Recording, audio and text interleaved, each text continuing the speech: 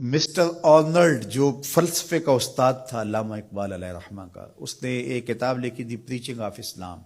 تو اس کے اندر اس نے لکھا کہ اسلام پوری دنیا کے اوپر کس طرح پھیل گیا. باقی بھی تو مذاہب تھے لیکن اس تیزی کے ساتھ ایسے نہیں پھیلے جس طرح اسلام پھیلا. تو اس نے کہا کہ من جملہ وجوہات اور ذرائع میں سے ایک ذریعہ اسلام کے پھیلنے کا یہ ہے کہ اسلام میں سے ہر شخص کو یہ حق دیا گیا ہے کہ وہ دین کی تبلیغ کرے اور نیکی کا حکم دے اور برائی سے منع کرے. باقی مذاہب میں ایسا نہیں ہے. میرے حضور نے خطبہ حجۃ الوداع کے موقع پر 1,44,000 صحابہ سے مخاطبت کرتے ہوئے فرمایا فَلْيُبَلِّغِ الشَّاهِدُ الْغَائِبَ، جو موقع پہ موجود نہیں ہیں تم سب کی ذمہ داری ہے ان تک میرا پیغام پہنچا دو. بلغوا عنی ولو آیہ، میری جانب سے ایک آیت بھی آتی ہو تم نے اس کو آگے منتقل کرنا ہے. مومن ایک معاشرتی فرد ہے جو صرف اپنے آپ کو ہی نہیں بچاتا، دوسروں کو بھی بچاتا ہے، دوسروں کی بہتری کا ضامن ہوتا ہے. من رعا منکم منکرا فلیغیرہ بیدہ فإن لم یستطع فبلسانہ فإن لم یستطع فبقلبہ وذلک اضعف الایمان.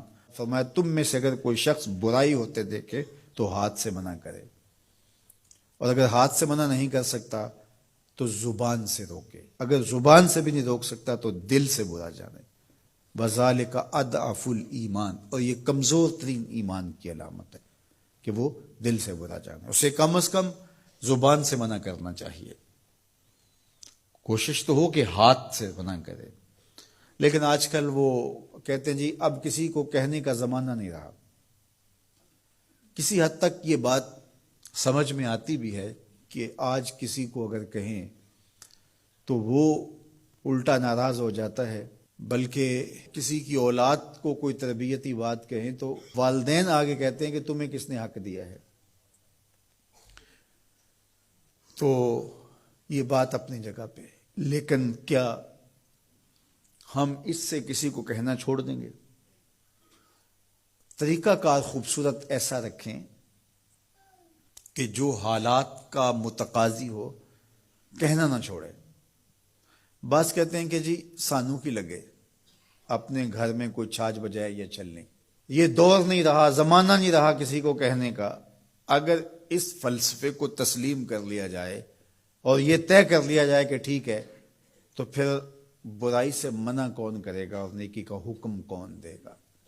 جبکہ اس امت کی ذمہ داریوں میں یہ شامل ہے کنتم خیر امت اخرجت للناس تامرون بالمعروف وتنہون عن المنکر. تم بہتر امت ہو. کیوں؟ اس لیے کہ تم لوگوں کو نیکی کا حکم دیتے ہو، برائی سے منع کرتے ہو. یہ اس امت کی ڈیوٹی ہے، ذمہ داری ہے اس امت کی. یہ امت سوچنے لگی ہے کہ جی یہ دور نہیں رہا. یہی تو دور ہے. جب شر پھیل گئی ہو، جب برائی فروغ پا رہی ہو، تو اب تو ضرورت اور زیادہ بڑھ گئی ہے.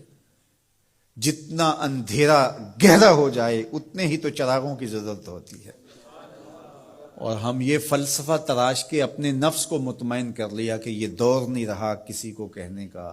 حضور نے مثال بیان فرمائی کہ کشتی میں سارے لوگ قابض ہو کے اپنی جگہ کو طے کر کے بیٹھ جاتے ہیں اور سفر شروع ہو جاتا ہے، اور ایک شخص اپنے ہی حصے کی جگہ میں سوراخ کرنا شروع کر دیتا ہے، اور باقی اگر اس کا ہاتھ نہیں پکڑتے، اس کو روکتے نہیں ہیں اور کہتے ہیں ٹھیک ہے وہ اپنی جگہ پہ کر رہا ہے، اپنے گھر چھاج بجائے چلنی ہمیں کیا لگے، تو تھوڑی دیر کے بعد کشتی ڈوبے گی تو یہ بھی سلامت نہیں رہ پائیں گے. اور اگر اس کا ہاتھ پکڑ لیتے ہیں تو وہ بھی بچے گا اور یہ بھی ڈوبنے سے محفوظ رہیں گے. جب برائی پنپتی ہے، برائی کی نشو و نما ہوتی ہے، تو کیا وہ چنگاریاں ہمارے گھروں کو خاکستر نہیں کرتی ہیں؟ معاشرہ تباہ ہوتا ہے تو ہم اپنی اولادوں کو پھر کس طرح بچا پائیں گے؟ تو مل کے برائی کو روکنا اور نیکی کا حکم